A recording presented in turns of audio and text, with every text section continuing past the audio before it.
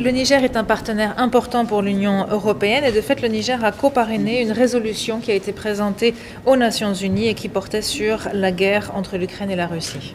Et je pense qu'il est très important d'avoir d'autres pays comme le Niger qui, tout comme nous, veulent défendre la démocratie, l'état de droit, les droits humains et le droit international. Nous avons eu l'occasion de discuter de questions régionales comme de la situation dans le Sahel dans son ensemble, mais également de la coopération bilatérale que nous avons avec le gouvernement du Niger. Nous avons identifié 3 priorités pour notre travail ensemble, pour renforcer notre partenariat. Le premier d'entre eux étant la gouvernance. Il nous faut avoir des institutions fortes et nous devons renforcer la redevabilité, reddition des comptes et la transparence. J'étais vraiment heureuse d'entendre tout ce qu'a prévu le gouvernement de faire sur ces différentes questions et également sur la lutte contre la corruption.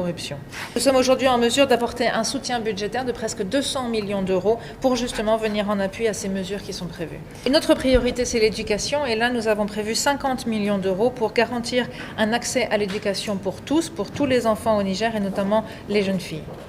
Il est très important de renforcer la qualité de l'éducation également et c'est là où le rôle des enseignants est tout à fait crucial. Nous en avons discuté avec le président également.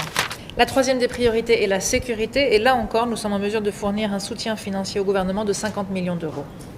Nous avons également discuté des perspectives d'avenir pour le pays et c'est là où il sera important d'avoir des investissements privés parce que nous voulons favoriser les transitions vertes et numériques au Niger. La transition énergétique à ce niveau sera aussi très importante.